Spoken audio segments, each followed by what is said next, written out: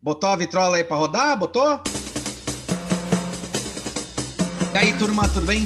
Aqui é Hulk Janelli e hoje a gente aqui tá com o pessoal da Deep para falar um assunto muito legal, que é o assunto sobre metodologias. Que raio serve isso? Que merda isso daí faz com a gente? E que merda faz com o cliente, né? Afinal, ornitorrinco é o pato aprovado pelo cliente. Bom, aqui é o Song, sou o Sou eu. fundador da Atom Studio, juntamente com o Hulk. É um prazerzaço mais uma vez estar aqui com o pessoal do Deep, junto com o Raoni e Daniel. Pessoal, mais uma vez, brigadão, hein? Maravilha, Valeu. gente. Eu sou Raoni Kuzma, sou especialista em design... Ixi, já me atrapalhei. Sou especialista em estratégia de marca. Otorrinolaringologia. Eu falar isso às 8 da manhã, você quebra o tio, cara.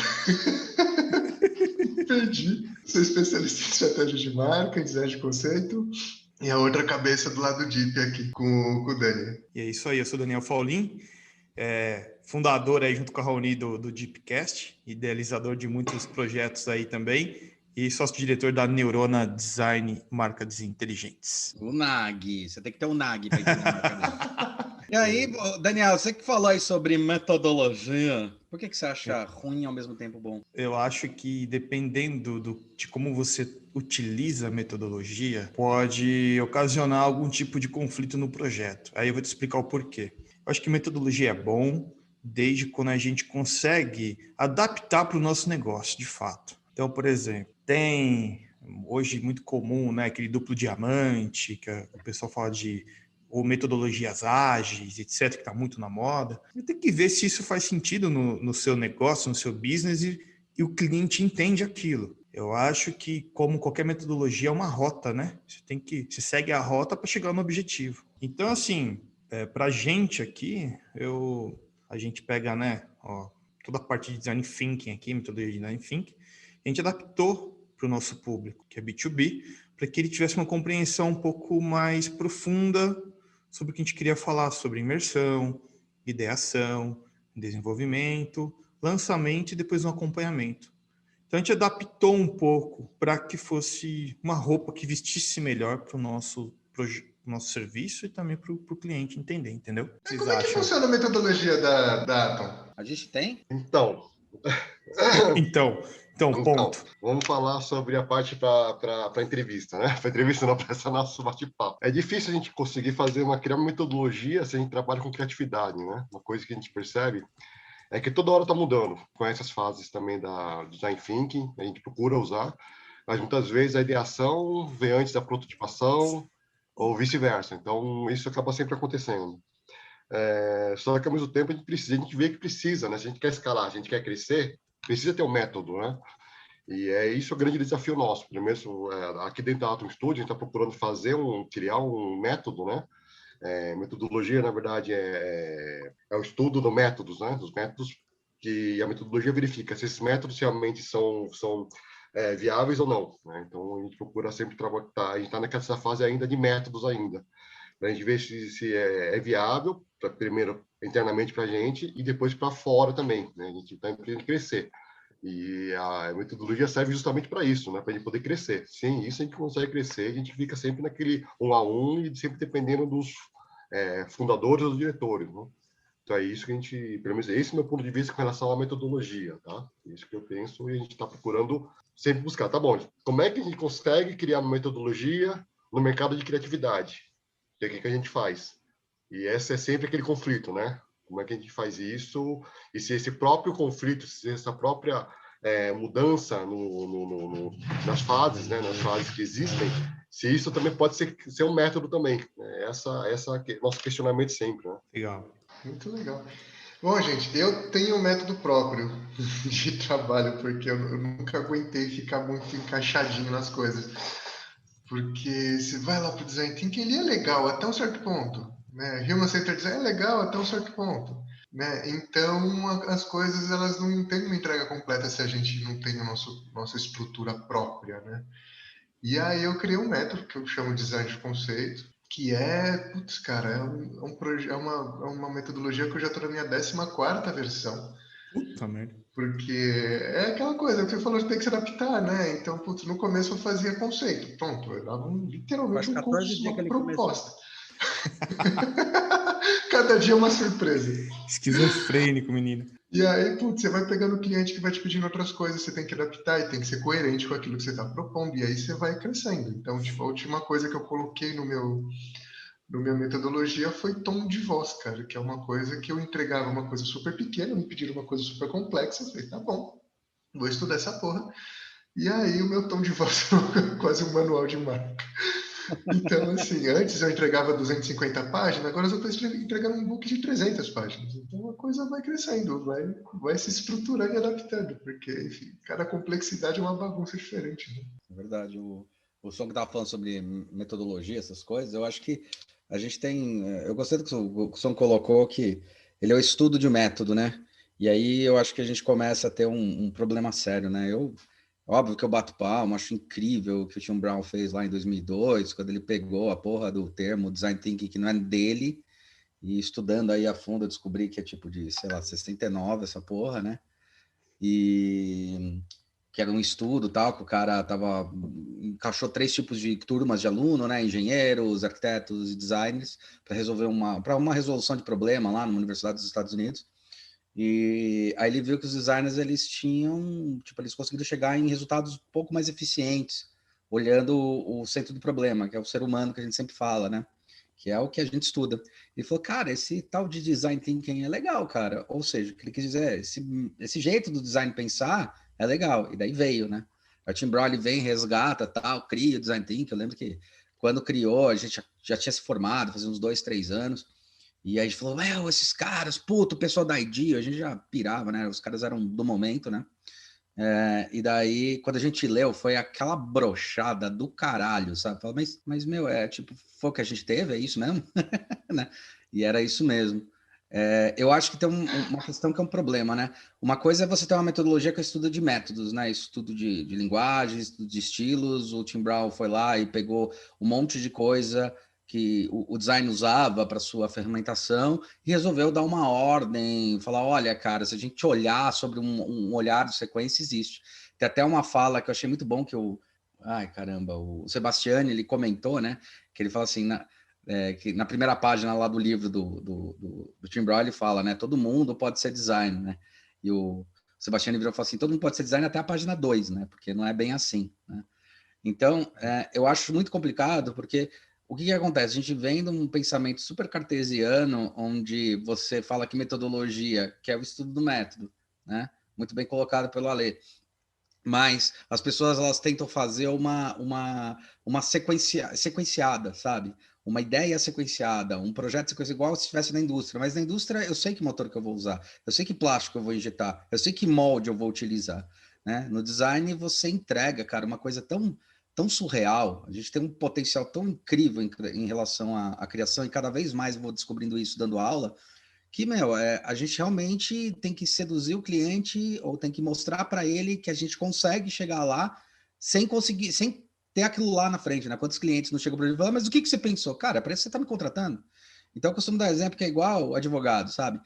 Gosto de dar o exemplo do advogado, que é bem bom. O cara fala, eu preciso de você para meter um processo numa empresa, qualquer coisa assim. O cara fala, olha, podemos ir por aqui, por aqui, por aqui, por aqui, por aqui. Ele não descreve o final, mas ele descreve o que ele vislumbra, que é o que a gente faz.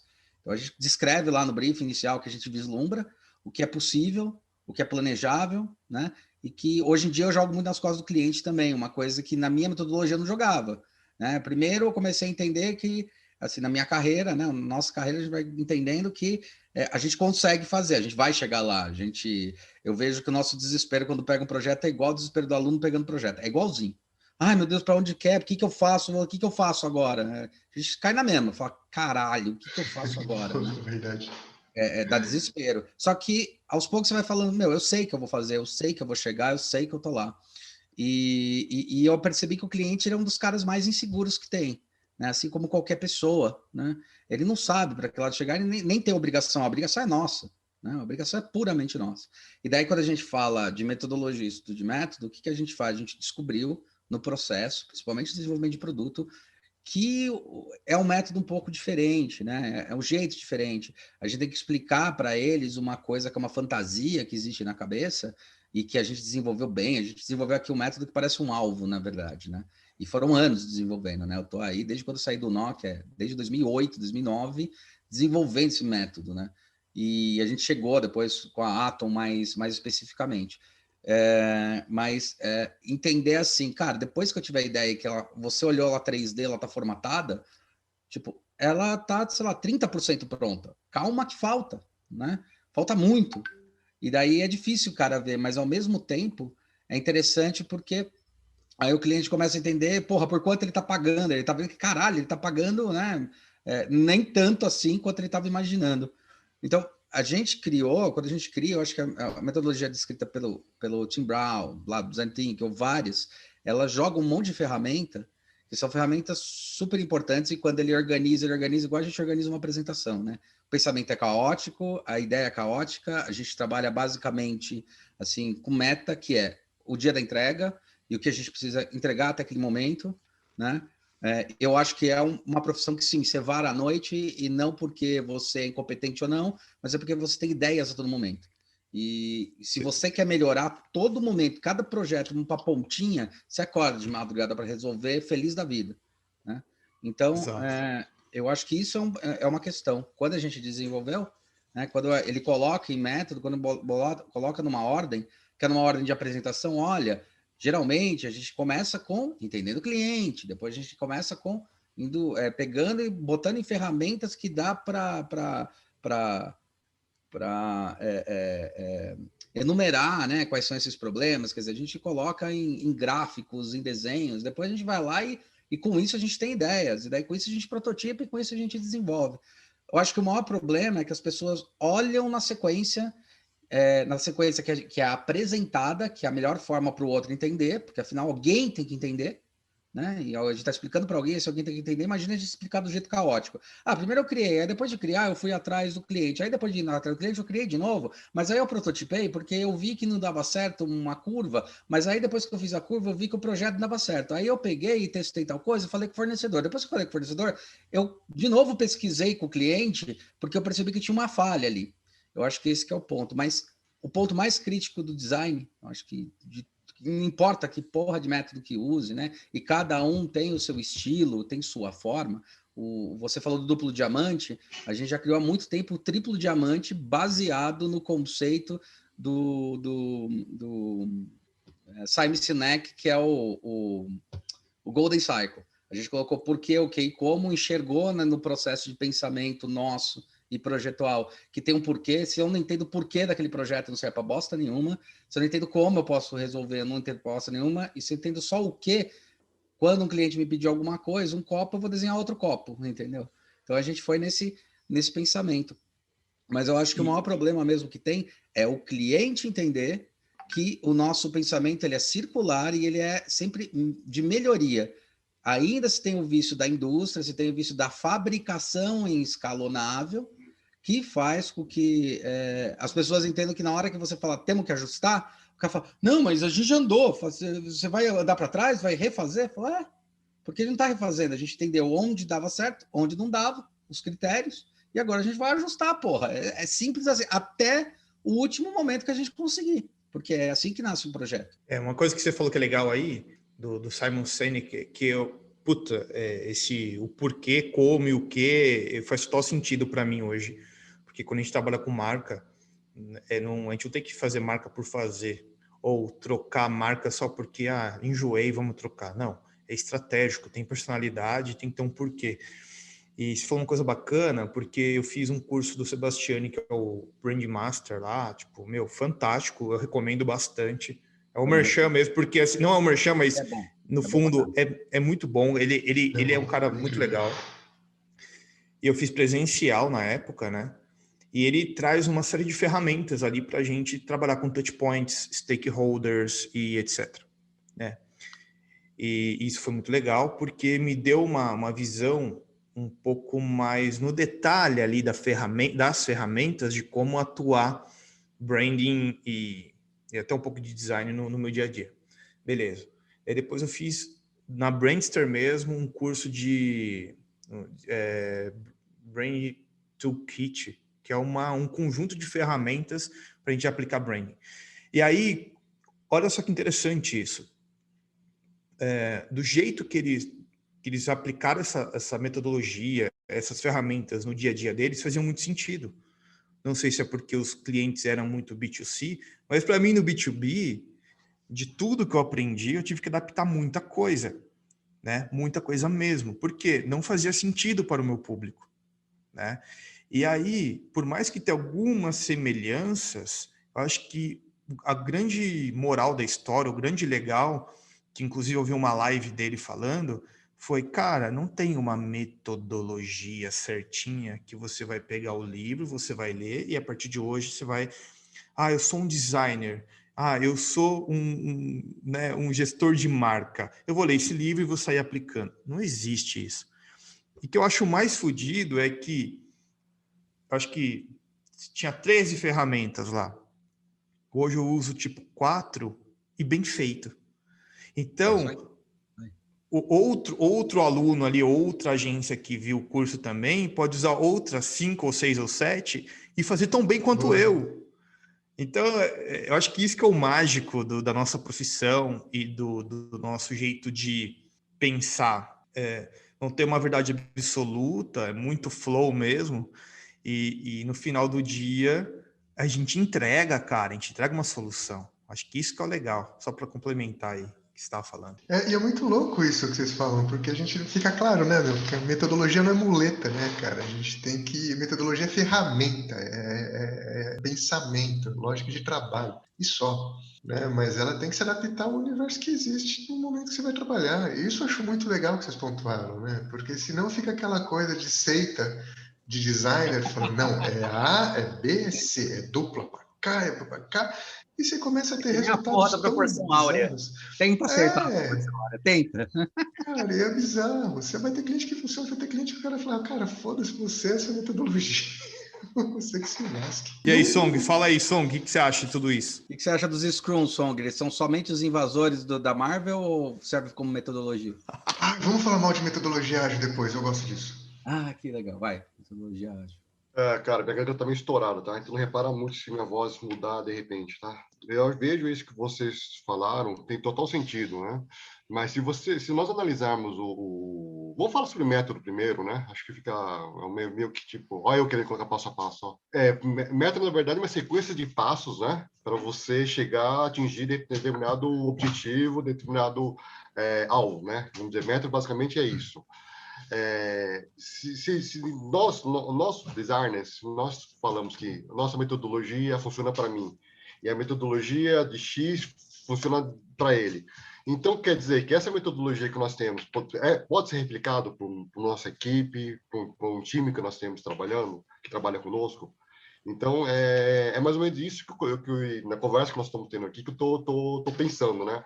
Bom, se é um método que só eu uso, peraí, mas será que eu consigo replicar para poder escalar o meu negócio, para que a empresa possa conquistar mais clientes, para que possa entregar mais projetos com maior velocidade, com maior acuidade, né? Será que eu posso considerar isso como método?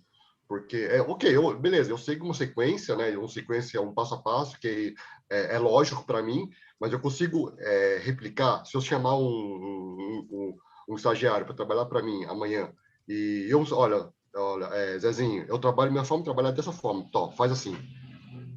Será que isso é replicável, né? Esse questionamento que está levantando na minha cabeça, né? Porque, sinceramente falando, eu acho, esse nosso mercado aqui de criatividade, acho muito difícil ter uma metodologia que faça, passo a passo é esse, vai lá, se vira. Porque muda toda hora, né? De repente, a pesquisa passa, depois da ideação. Ou até pior, depois da prototipação, né? Então, esse meu questionamento assim, sabe? Isso é muito legal, né, meu? Porque você vê que esse é uma forma de pensamento, né? Que a gente precisa ter para ser lógico, senão vira uma grande bagunça, né? O negócio. Mas muito bom, Song. Só respondendo o Song mesmo, né? Pra gente criar briga interna. Não, Você não tem gente, problema de eu olhar não pra quero, cara quero do criar outro. briga, eu não quero criar briga. Então, assim, É só os briga. questionamentos para levantar, porque, assim, tá muito morno essa porra aqui. Tá, Vamos, né? Vamos botar um pouco de precisa, sal nessa porra. precisa ver o Song jogando Street Fighter, cara. O cara é mal viciado, velho. Ele vem aqui em casa, ele vem aqui no escritório, O botão liga tem que lá ser forte, né? Street Fighter, cara. Porra, o cara é mal viciado, mano. Na mó cora. Foda. Não, acho que esse negócio que o Song falou é interessante, mas aí é que eu acho que mora o problema da pessoa olhando de fora, né? Olhando o que a gente está falando, eu acho legal o que o Song está falando, porque sim, a gente consegue, né, replicar. É possível replicar. Mas eu observando, durante o tempo, até observando os alunos, que eles são um grande campo de prova, é engraçado porque a gente tem vários professores dando várias formas com métodos deles, e que são métodos que se embebem, né, ou design thinking, ou de vários tipos de método, né? E aí os alunos, eu percebo que eles vão se adaptando a melhores métodos, né, melhores formas. Então, eu acho que quando você tem um escritório, ou quando você tem alguma coisa parecida com isso, né, um escritório, um home office, ou quer organizar uma equipe, quem dá o tom é o dono do espaço, só que ele não tem que ser só dono, ele tem que ser gestor.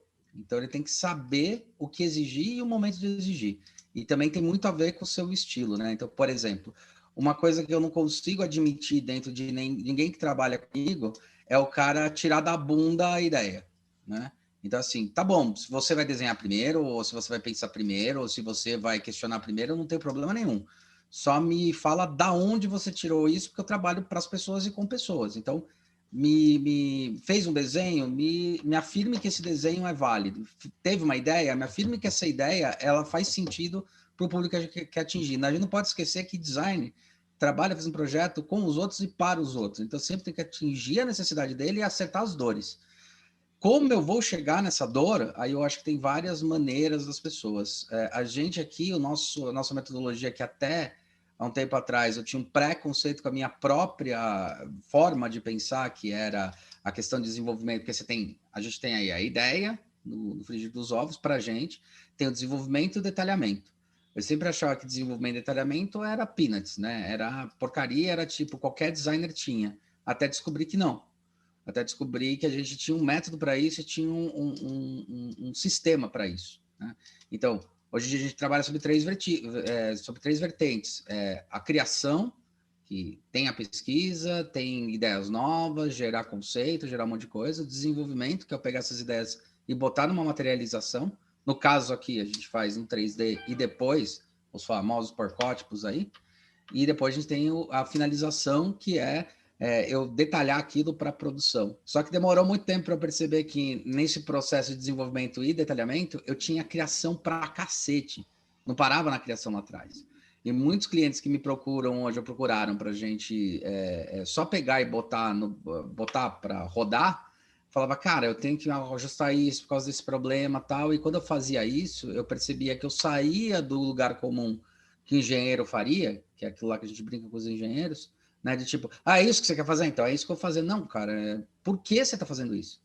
Tipo, ou se eu tiver que mexer, entender se o que eu tô mexendo tá atingindo, porra, tudo aquilo de pesquisa que teve. Que estiver atingindo, não vai atingir a meta. Se não atingir a meta da pesquisa, não vai atingir o público. Se não atingir o público não vai consumir, ou vai consumir uma vez. Depois de consumir uma vez, a empresa vai continuar produzindo e vai se fuder, porque eu não atendi as demandas primárias que era o público-alvo. Eu sempre acho que assim, a pessoa sempre vai usar qualquer produto. Então, a marca é o que menos me interessa. Não que não me interesse trabalhar com marcas grandes, porque marcas grandes me ajudam a pensar melhor, me ajudam a dar possibilidade. Mas o mais importante é sempre o cliente. Uma vez até fazer uma consultoria para uma empresa aí de rodagem, acho que eu até já comentei isso. O curioso fala assim, tá bom, você faz asfalto. Mas o importante é o asfalto. Cara, quem usa o asfalto são as pessoas. São as pessoas que vão reclamar. Essas pessoas que vão encher o saco do governo para fazer, e na próxima concessão os caras falam, não vou chamar vocês se vocês fizeram um trabalho merda. Nunca mais contrato vocês, né? Então, eu acho assim, dá para você replicar essa metodologia, dá para você dar o tom, né? Mas você tem que ter muito claro que é você que está dando o tom e que muitas vezes você tem que tem que impor. E aí que vem a parte chata do chefe. Cara, olha, eu quero isto, desta maneira, porque desta maneira é como a gente explica. É como a gente consegue alinhar o pensamento. Não quer dizer que você está fazendo tá errado, mas eu preciso só organizar. Então, eu aprendi nesse processo que eu tenho esse método que eu quero que o cara não tire da bunda de jeito nenhum. Não pode tirar da bunda, ele tem que me justificar tudo. Se o cara começar com o desenho, beleza. Se o cara começar com uma ideia, não tem problema nenhum. Se o cara começar com pesquisa, ok. Né? Ele tem um prazo para atender e ele tem que seguir algumas normas, né, dentro da metodologia, que é atender a demanda desse cliente. Está atendendo a dor? Está resolvendo a dor dele? Então, beleza, a gente está atingindo o objetivo. Então, acho que esse porquê, o que, como, do próprio Seneca ajudou, como o Falim falou muito bem, ajudou eu a posicionar, assim, até estrategicamente e metodologicamente, quais são as metas que a minha empresa precisa ter para ser reconhecida como o porquê e não como o que eu faço. Eu queria trazer uma provocação para vocês aqui, que você falou uma coisa que é importante. Eu queria saber se vocês já passaram por isso e se alguém puder contar um caso aí importante também. Muitas vezes, você falou de marca, né? Tem algumas marcas muito grandes aí que quando a gente vai desenvolver o projeto, elas meio que ditam um pouco de como você tem que atuar. E eu acho isso um pouco ruim. Um pouco ruim não, eu acho péssimo. Ou seja, eu sou uma grande marca, só que eu preciso de um projeto para a data que eu quero, com o orçamento que eu quero, e o contrato esquece. O seu contrato nunca vai ser aprovado e passado pelo nosso legal aqui, né? É o meu contrato que prevalece. Então, eu vejo algumas situações dessas acontecendo, de grandes empresas, e aí, muitas vezes a gente tem um método, tem lá uma metodologia bacana, que é validada, que etc. Porém, eu vejo que muitas vezes, pelo poder dessa marca, às vezes é um projeto que vai mudar a vida realmente da agência, que vai trazer uma boa grana, só que ele fala, eu preciso disso para a data que eu quero, desse jeito, vocês vão ter que ter uma pessoa do meu time acompanhando, porque se não tiver, eu não quero, porque já tive problema com outra gente. Ou seja, ele começa a impor uma série de regras. Como que a gente tenta ser maleável e tentar não desagradar o cliente, ganhar dinheiro, que é bom para você pagar as contas, né? E ao mesmo tempo entregar um projeto de qualidade. Cara, isso é uma porra. Eu fico aqui, às vezes, sem saída e tem coisa que dá certo, tem coisa que não, mas eu queria escutar de vocês isso. Olha o silêncio. No fundo, ele está perguntando assim, como é que a gente faz esses caras respeitarem o que a gente tem a dizer, né, e entenderem que o projeto ele pode sofrer mudanças e pode sempre para melhoria. A gente nunca está falando para piorar, e é sempre melhorar.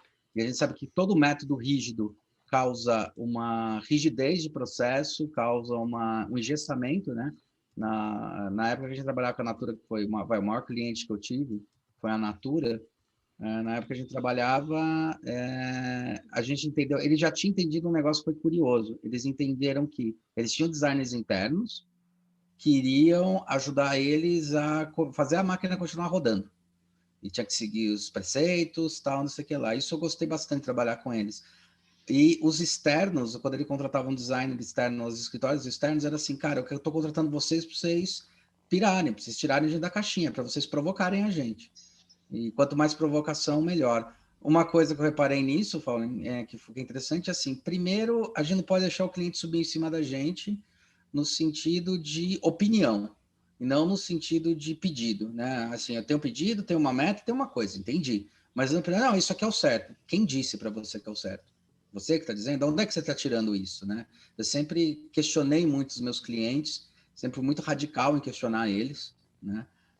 Aprendi até o tom para questionar, porque a vontade de falar, vai se fuder, vai tomar no cu, e você está me contratando porque eu sei fazer o trabalho melhor do que você. Ponto. Assim como eu não sei fazer refrigerante, você sabe, eu sei fazer meu trabalho para você vender mais, entendeu? Ou para você ter mais proposta de valor, que é mais importante, né? A proposta de valor, ela gera o resultado de venda. Então, é complicado. Assim, como é que eu trabalho com coisa, por exemplo, quer ver um negócio que a gente achava absurdo na Natura? Nesse sentido, não é na Natura, mas nesses contratos que você falou.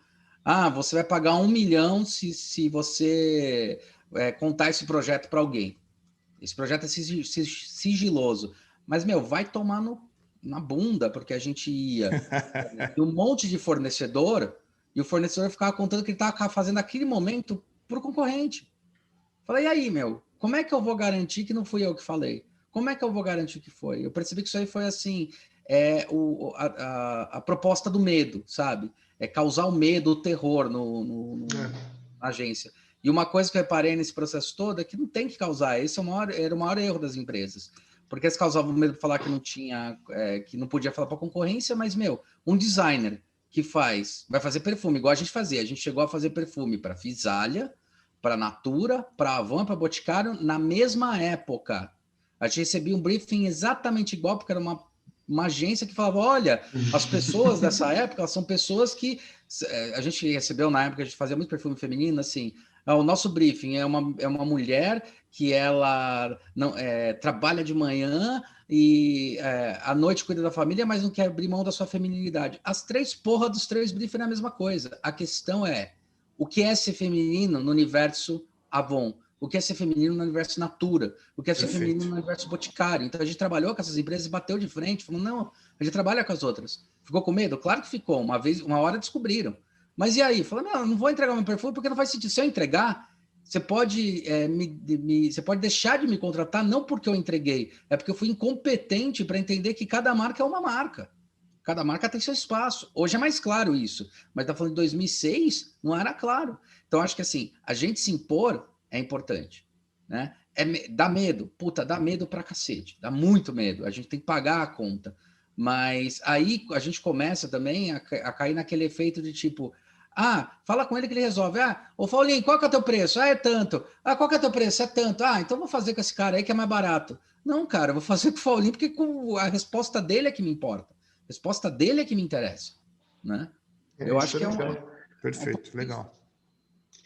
E uma coisa que eu estava lembrando também, que eu acho muito importante essa coisa do posicionamento, isso eu acho que é muito importante, que é onde até a gente estava conversando, acho que no outro de erros que a gente teve, para mim, acho que a lição mais aprendida, assim, que é legal, você quer impor algo aí em relação ao contrato, em relação ao processo, show.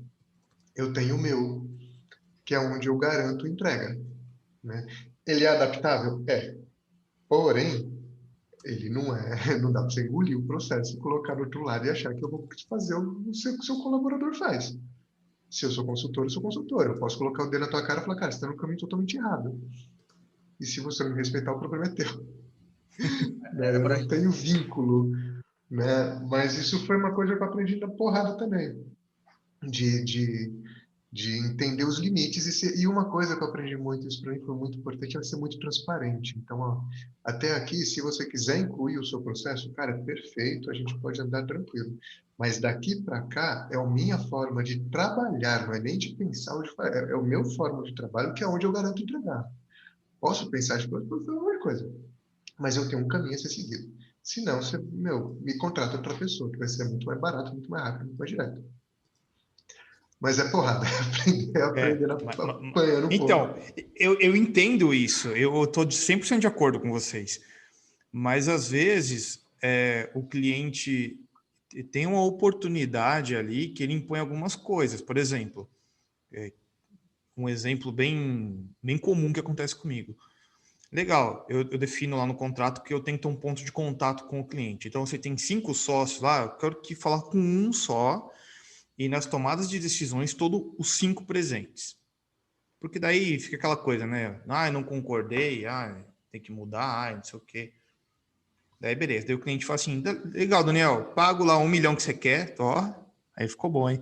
Maravilha. 1 milhão, pago 1 milhão que você quer, no prazo que você quer, só que eu quero um profissional meu aí na sua agência, validando tudo, todo dia. Caralho, mano, pra que você quer um cara aqui? Não, porque eu quero que ele acompanhe uma segurança que eu preciso. Tipo, às vezes esse cara, essa pessoa, não vai mudar porra nenhuma, mas atrapalha.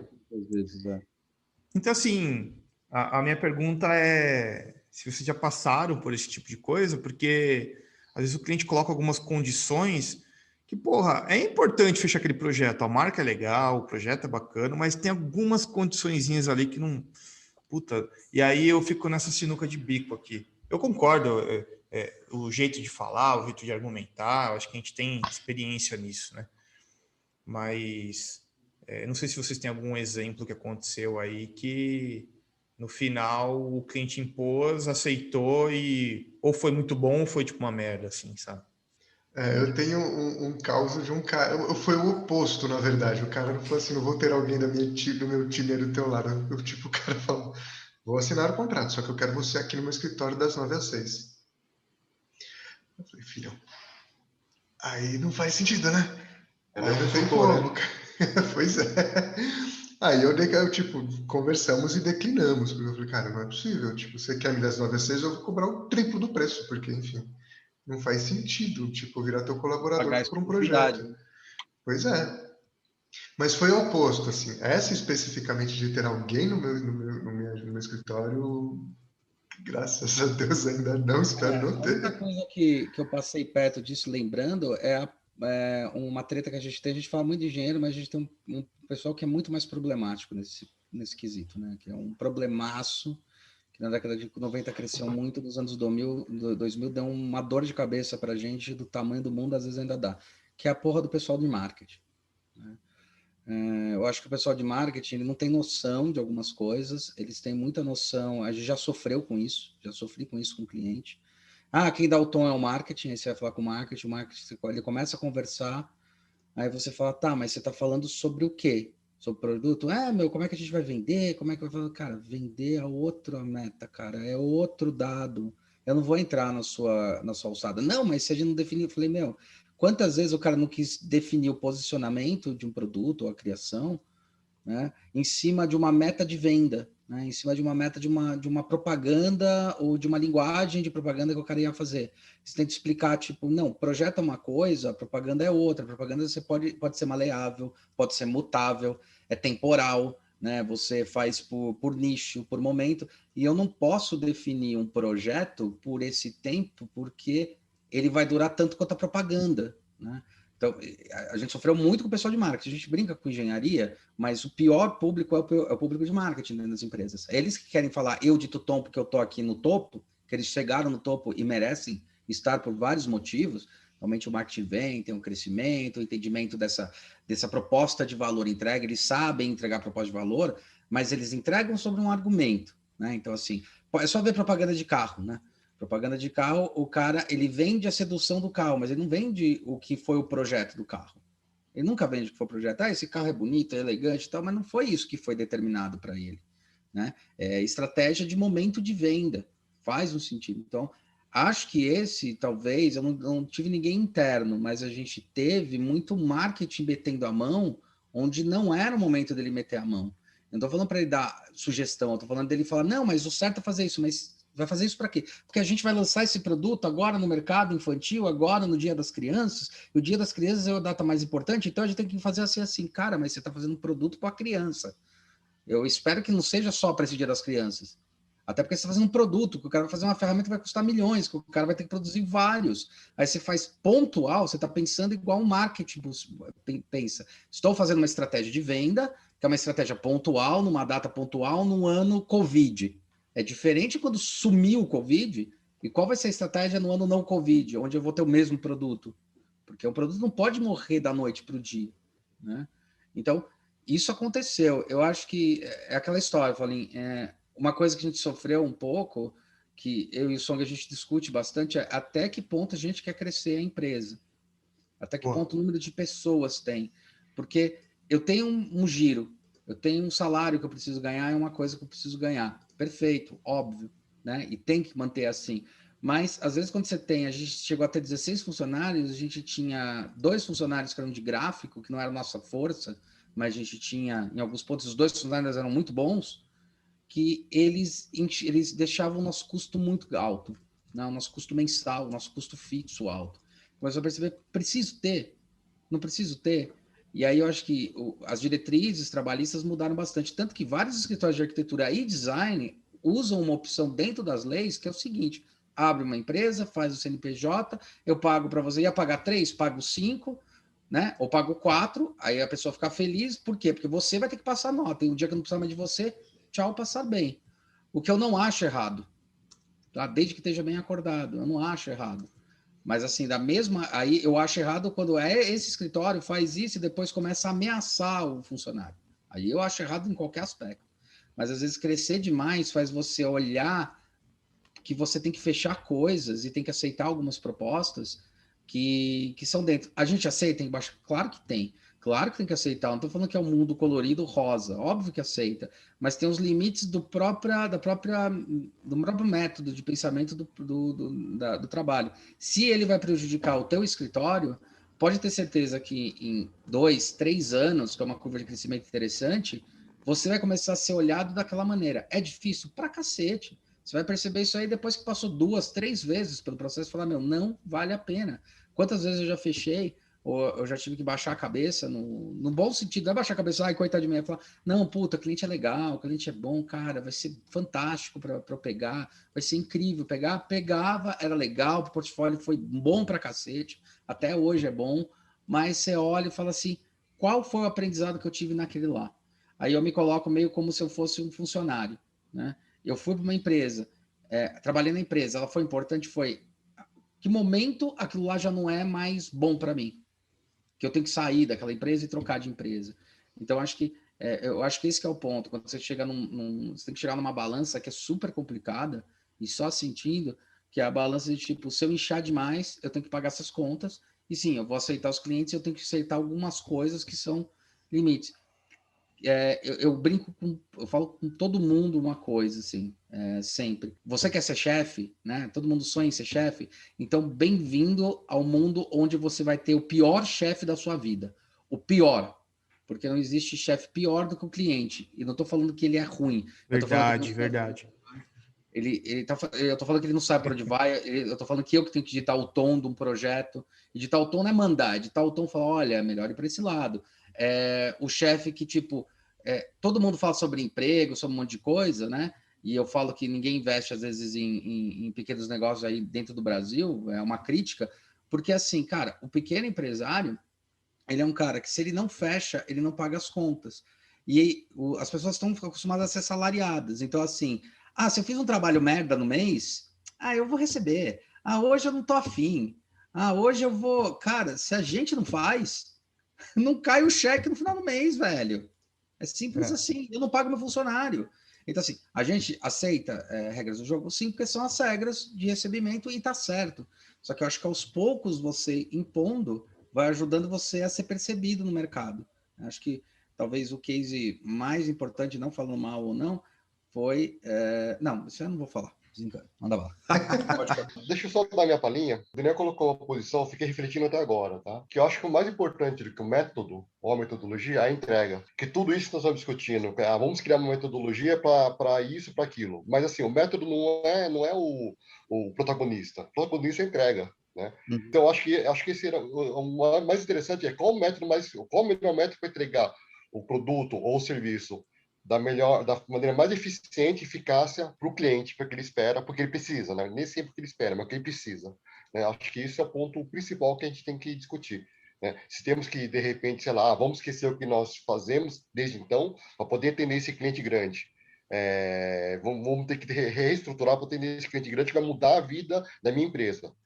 Cara, eu sou o primeiro a abraçar, sabe? Nem que tenha que tirar alguns preconceitos que eu tenho que mudar o meu pensamento para poder atender essa entrega que vai mudar a vida da minha empresa, vamos embora, né?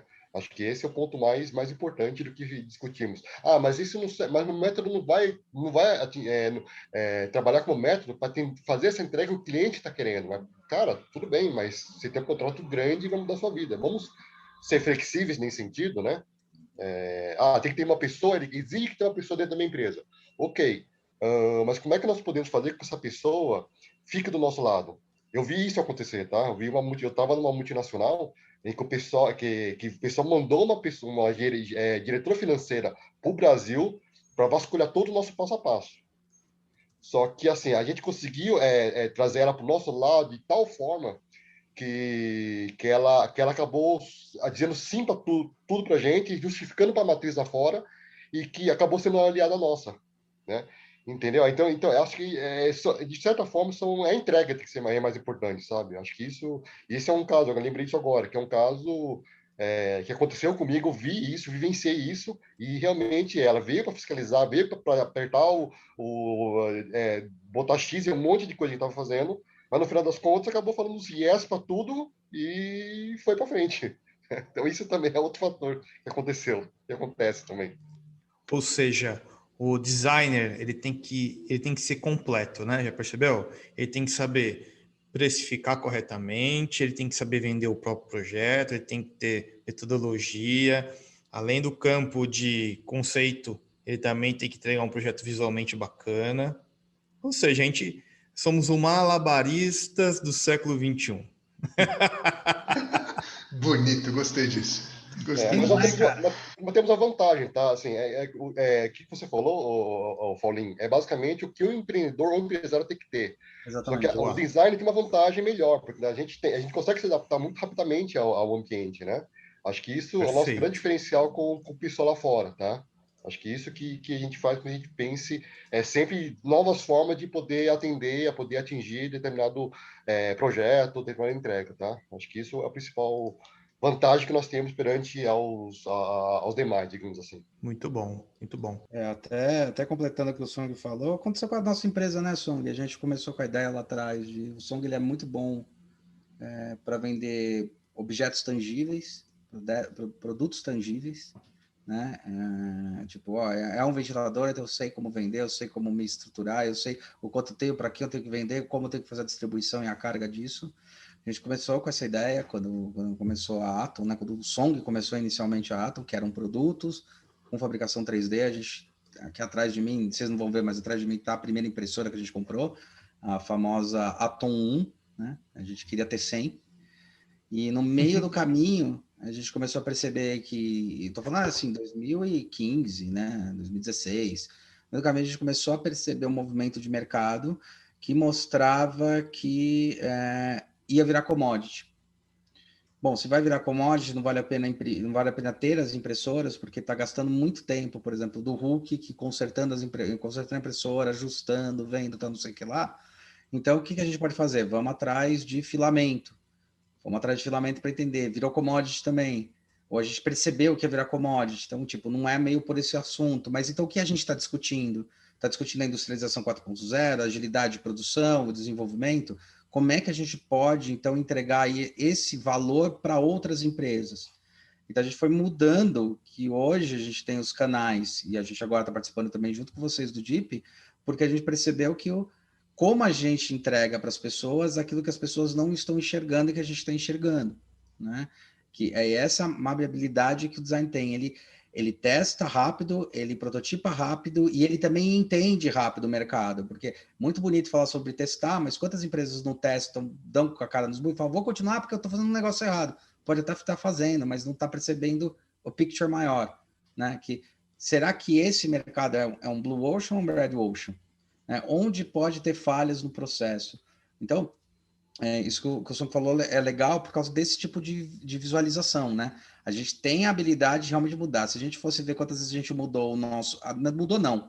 Eu prefiro dizer, e é o certo de dizer, quantas vezes a gente pegou o Canvas, a gente nos jogou na parede várias vezes o Canvas mapeado, e quantas vezes a gente alinhou o Canvas. A gente não perdeu a proposta de valor, que era, tipo, realmente entregar a inovação sobre a ótica de novas formas de produção e novos meios de produção. Mas isso foi uma coisa que também faz parte. Né? Para avançar aqui, eu tenho uma outra pergunta para vocês referente a essa parte de metodologia, né? Muitas vezes a gente vai ter um projeto para ser desenvolvido e desde pequenos projetos, bem pequenininhos, até grandes projetos mais complexos, né? A gente tem a nossa metodologia e a gente aprendeu lá, né, desde o do Senac até os dias de hoje, que obviamente tem que olhar para as pessoas, né? Quem que vai utilizar aquilo, como vai ser utilizado e por aí vai. E aí, o que eu percebo, né? Quando a gente vai fazer pelo menos um logotipo, até um post, né? Eu penso que assim, porra, eu tenho que fazer o processo de imersão, eu tenho que entender para quem, e isso leva-se muito tempo, não é uma coisa simples, né? E aí eu vejo assim, até o pessoal da própria agência mesmo, às vezes falando, não, mas esse é um post, Ou seja, menospreza o post, sabe? Tipo, ah, não, mas é um post. Aqui é rapidinho de fazer. 1 hora eu faço. Caralho, mano.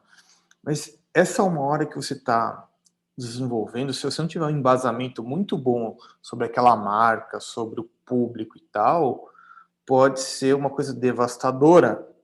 E aí o cliente, muitas vezes, ele não entende. Quando você passa um orçamento ali, um post 300 pau, você tá maluco. Caralho, não é um post 300 pau, é como você está se comunicando com o seu público, né? Então, às vezes, o próprio cliente e o próprio designer, eles se limitam à peça, de fato, né? E a peça que eu estou falando aqui pode ser uma peça de Insta, pode ser um logo, de fato. E aí eu fico um pouco... eu acho que isso aqui é algo que eu tento explorar aqui e melhorar todos os dias, né? De levar conhecimento para essa turma e falar assim, gente, não é assim que funciona. Faz uma postagem errada no seu Instagram hoje, falando sobre um assunto polêmico. Você vai ser chicoteado, né? Então, eu queria saber se vocês passam por isso também, se às vezes os clientes e os próprios designers aí que trabalham com vocês e tudo mais, às vezes tem essa visão um pouquinho limitada de focar na peça e não no todo, no conceito e na parada estratégica da coisa. Até eu rebateria falando quando não tem. Daniel, isso aí realmente é uma coisa bem, não digo desagradável, mas acaba muitas vezes botando questionamento na sua cabeça, né? Fala, poxa, será que o caminho é esse? Será que eu não deveria, de repente, ter um estagiário para atender esse público que não entende, que não percebe bem o que eu faço, o que a minha empresa faz? Será que eu preciso criar uma nova marca? Será que eu tenho que atender esse público, né? Então, acho que é uma grande dor assim, do nosso mercado, digo, designers em geral, se posicionarem, né? Ter um posicionamento adequado. Por exemplo, eu não estou fazendo um logo para você, eu não estou fazendo uma simples postagem para você, eu estou te fazendo algo que tenha relacionamento com o seu mercado, que tenha relacionamento com o seu público e com sua marca. Isso é muito além de simplesmente colocar uma postagem, né? Então, acho que é questão de posicionamento. Acho que a grande dor nossa, em geral, é realmente se posicionarmos, porque não dá para atender todo mundo, né? Tem uma empresinha pequena, uma padaria na esquina, que tem poucos recursos, não vai conseguir contratar uma baita empresa para poder fazer todo o seu levantamento de marca, todo o seu posicionamento de marca completo. Mais ou menos, mais ou menos. Oi? Mais ou menos porque o Sebastiani foi justamente na contramão disso e cresceu assim. Só que ele se posicionou, entendeu? Sim, então, justamente, posicionamento, né? Está na posição, eu acredito. Sim, sim. Posicionamento. Sim, então isso acontece com a gente também, tá? Aconteceu mais vezes, mas agora menos. Acho que a gente está conseguindo se posicionar nesse sentido que, eu quero fazer uma capinha de celular. Tá bom, mas o seu problema é capinha de celular, o seu problema é realmente se posicionar de tal forma que o seu capinha de celular atinja o público que você quer, no preço-alvo que você pretende e com lucratividade que você merece. Ou você quer simplesmente uma capinha de celular, né? Então, esse questionamento legal. a gente costuma fazer também para quem nos procura, né? Se você quer simplesmente capinha solar, cara, vai numa ferramentaria, vai numa indústria de injeção que eles vão poder fazer uma capinha solar para você. Agora, se você quiser vender bem, com lucro que você acha que merece, com o público correto, cara, vem com a gente. Legal, isso, hein? Eu acho que é uma outra coisa também dentro disso, já respondendo também, que eu estava refletindo aqui, que é assim, primeiro, o cliente tem que aprender a pagar direito a gente. Eu acho muito escroto, do cliente escroto, e eu estou falando com todas as palavras, quando ele compara um valor do desenvolvimento de projeto com o valor do molde dele. A gente ter momentos em que o cara fala assim, não vou fechar o projeto com você que está mais caro que o molde que eu vou fazer. Vai tomar no cu, ponto. Assim, sendo muito grosseiro. Aí cai num outro ponto, analisando, que é o seguinte, né? A gente ensina as outras empresas como se posicionar, e daí a gente fica com medo de se posicionar. Né? Então, a gente sofre daquele problema de casa de ferreiro, espeto de pau. E eu acho que a gente sofre disso com uma coisa que talvez a nossa equipe, a gente da Atom, vocês da DIP, são 3 empresas falando aqui, estão começando a quebrar um pouco as regras do jogo. Né? Que é assim, vou esconder tudo, não vou falar para ninguém, não quero parceria, eu quero pegar todo mundo do jeito que eu quero, da forma que eu quero, que eu acho que é uma postura defensiva do mercado que faz os preços caírem, a concorrência ser desleal, não é injusta, é desleal, porque você acaba fazendo, as empresas, elas acabam, estou falando, criticando as empresas de design mesmo, elas acabam fazendo aquilo que no século passado a gente criticou muito das outras empresas, que assim, não precisa brigar uma com as outras, cada um tem seu nicho. Eu Então, acho também. também tem seu nicho. Tipo, o seu cliente não me interessa, Paulo. O que me interessa é, será que eu, num trabalho, não posso chamar você para fazer um projeto para mim? Que, aliás, a gente até indicou, sabia? Está fazendo um Ó, trabalho da Toca, né, Song? A gente comentou dele, falou, não, a gente já tem uma agência lá que a gente quer trabalhar isso aí. Tá bom, trabalho, não tem problema. Né? Então, acho que essa indicação, essas coisas que parece, num tempo atrás era meio assim, porque a indicação tem que ser de boa, né? Então, assim, eu não estou conseguindo ganhar, o que acontece? Acho que é um efeito cascata. A gente tem que se posicionar, beleza. E como a gente ensina as empresas a se posicionarem. Só que as empresas se posicionarem, quando elas se posicionam, elas dão um valor. Demora para uma empresa ter um crescimento. Demora para qualquer empresa de design ter crescimento. Agora, ainda vem os outros, as outras empresas, ao invés de entender que é um grupo que pode trabalhar em prol, começa a minar um outro, eu acho que daí tem problema. Aí começa a ter uma briga injusta em vários fatores. Então, a gente acaba sofrendo por uma estupidez de mercado e a gente não vê que a gente faz com que o mercado, quando a gente está fudendo o outro, falando, não, eu faço melhor que o outro, né? Hoje a gente, quando alguém vem procurar, você procura vocês ou procura outra empresa? Eu não sei, cada um faz de uma forma, você que tem que avaliar o que você quer oferecer cara, isso para cliente, sabe? vocês falaram coisas, tipo, preciosas aí, porque é realmente isso.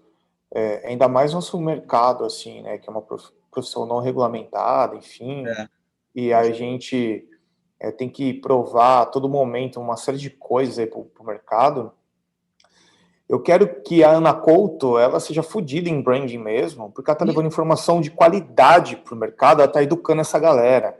O Exato. Sebastiani, idem, ele tá conversando com uma outra parcela ali que não tinha acesso a conteúdo bacana de qualidade sem ser uma faculdade, né?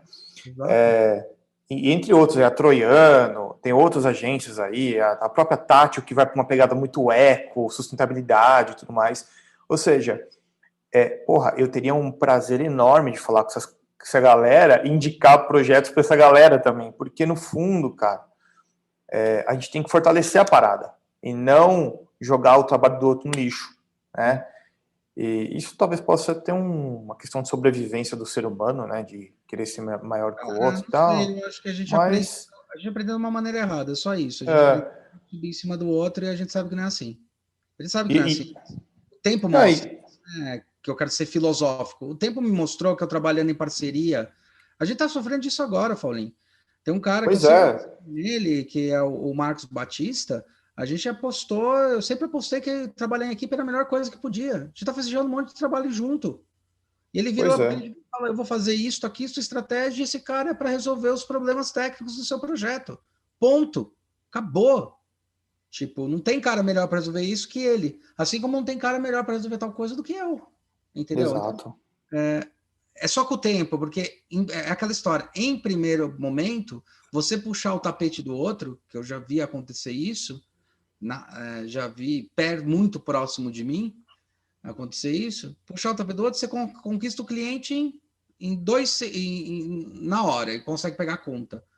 Só que é a famosa história do homem que trai a mulher com outra mulher, e outra mulher fala, não, você vai ser meu único homem. Cara, se ele traiu a outra mulher, como é que você acha que ele não vai trair você com ele?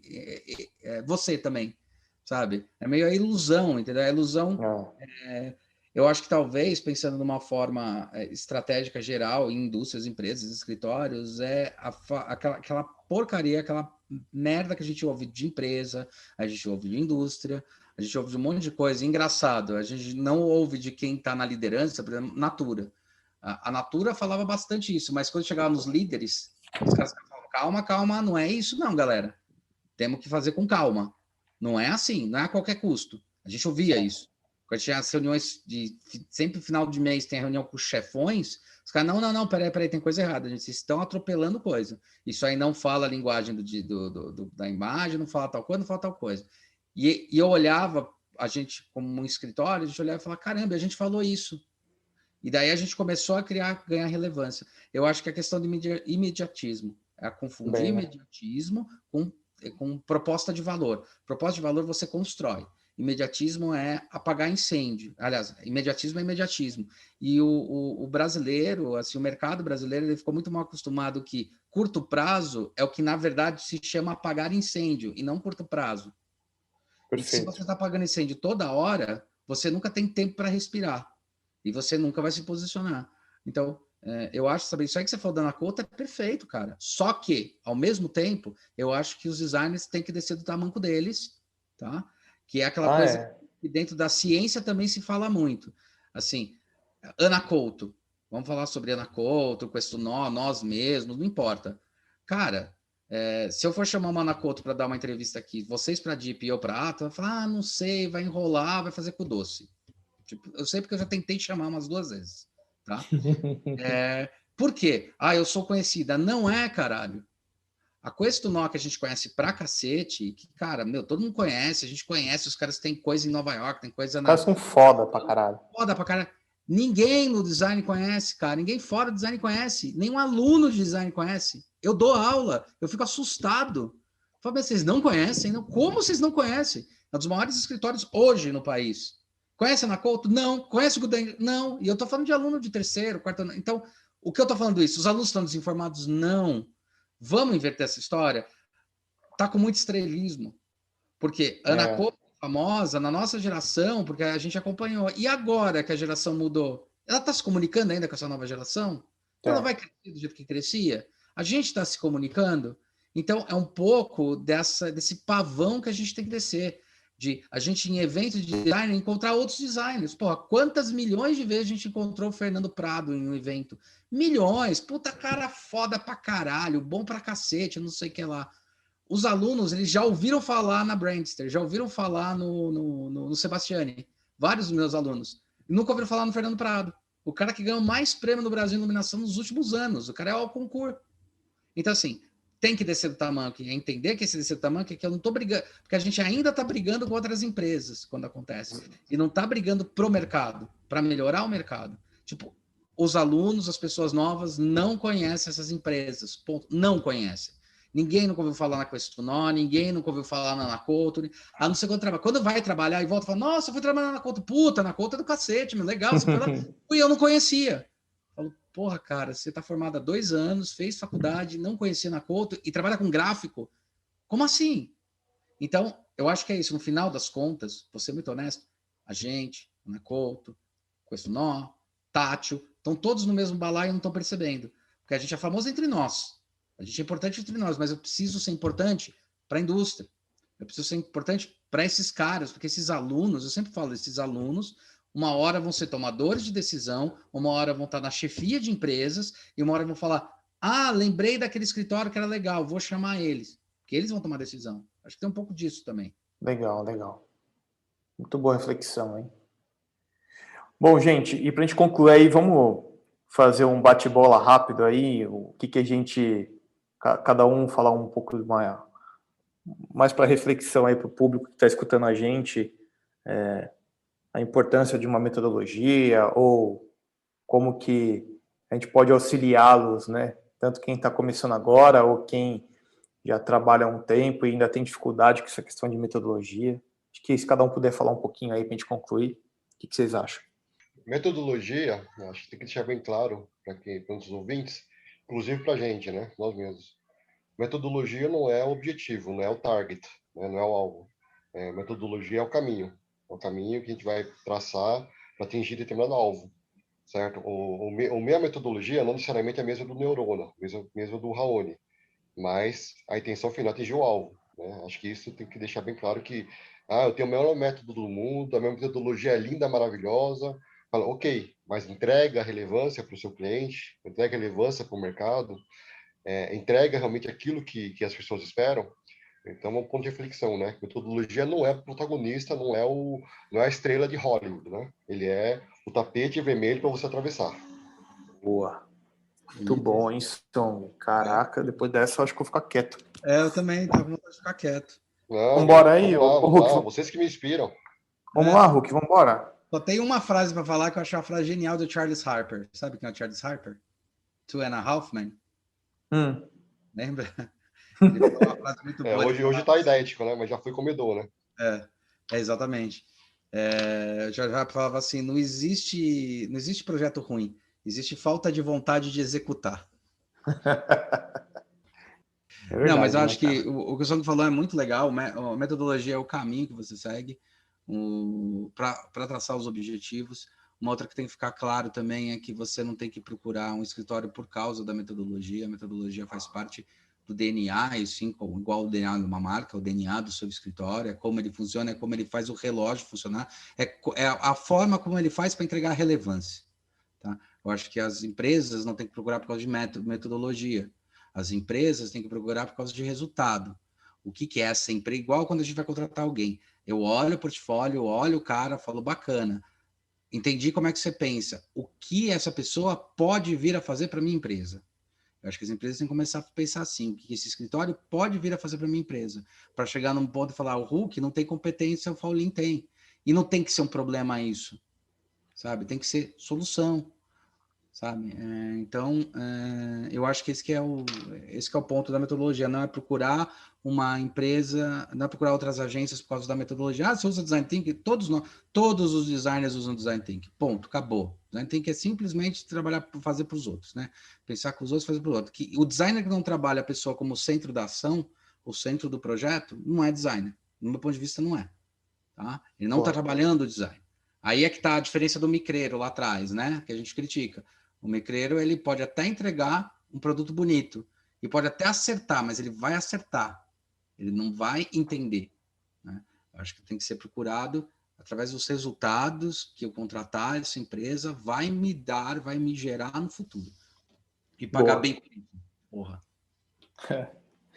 Boa, aí para concluir, eu acho que realmente a metodologia ela é importante, no meu ponto de vista, sempre para solucionar um problema, né? Ela é feita para chegar num resultado bacana, que é assertivo para sua empresa, ou para um serviço ou produto, enfim. Eu acho que eu penso muito no problema. Nenhum cliente chega aqui para mim e fala assim, não tem um problema, eu vim aqui para vocês porque não tem um problema. Não, aí sempre tem um problema. Né? Pode ser um problema de crescimento, pode ser um problema de falta de identificação, pode ser um problema de, enfim, que a marca dele é fragilizada, ou que a comunicação dele não está alinhada com o propósito da empresa e por aí vai. Então, acho que nosso objetivo, através de uma metodologia capaz, né, de atender isso, é realmente compreender em que ponto que essa organização está, qual que é a maturidade dela, e como que a gente ajuda a construir valor a longo prazo. Acho que esse é o ponto.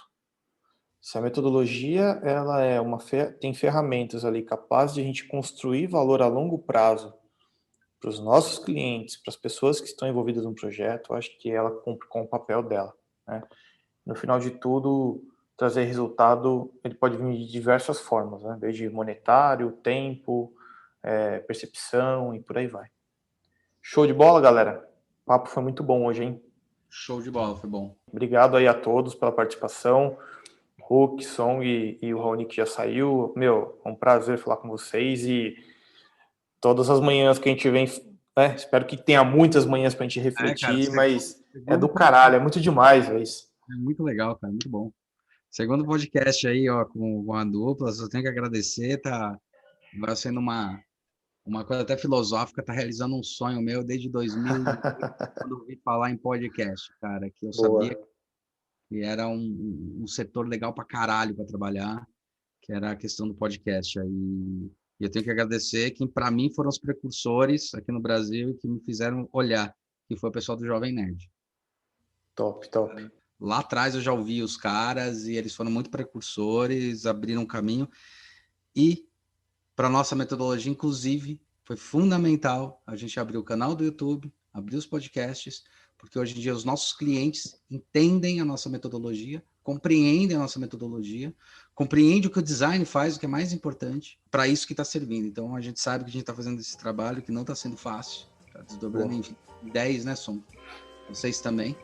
A gente está ensinando para o mercado o que é design de verdade. Boa. Parabéns a todos nós. Show de bola. Valeu. Bom, também quero agradecer Raoni, Daniel, Hulk também, meu parceiraço. Está sendo oportunidades únicas justamente a gente falar sobre como é que o design enxerga determinados assuntos, né? Outra vez falando sobre causos, outra vez sobre metodologia. Na próxima, provavelmente, devemos falar sobre valor. Acho um assunto bem interessante também que podemos falar também. E dizer sobre educar, não digo educar, vai informar o mercado um pouco mais sobre como é esse nosso universo, né? Uma coisa assim, eu acho necessária, eu não vejo muita gente falando sobre o que nós fazemos. Claro, tem uns grandes players aí, mas é uma coisa que o Hulk já falou, que meio que estão no Olimpo, né? E o acesso é meio complicado, não é tão fácil assim o acesso. E ainda bem, né? Que isso abre oportunidades para a gente poder também informar o mercado e mostrar um pouco da nossa marca e falar um pouco do que a gente faz. E está sendo bem positivo, realmente. Nossos canais, o YouTube, Instagram, o podcast, está meio que apresentando o pessoal o que vem a ser o design em si, né? Que não é desenho, é um ato de projetar. Apesar de que como é a palavra em inglês, né? O Daniel, a gente pode criar uma portuguesa. Um termo para isso, né? Não, já criaram, tinha os professores que falavam designar. Não, vamos pensar uma coisa assim, é igual porcótipo, sabe? Porcótipo é uma palavra que não existe e hoje tem. O design pode fazer uma coisa assim, tá? Uma coisa assim que não é só projetar, não é só desenhar, não é só desenvolver, cara. Vai além disso, né? Como o Seragini mesmo disse, é algo espiritual. Vamos pensar. Transcendental. Bom, gente, obrigado, pessoal que nos escuta. Valeu mais uma vez. Hoje foi um pouco mais reflexivo, né? E valeu mesmo.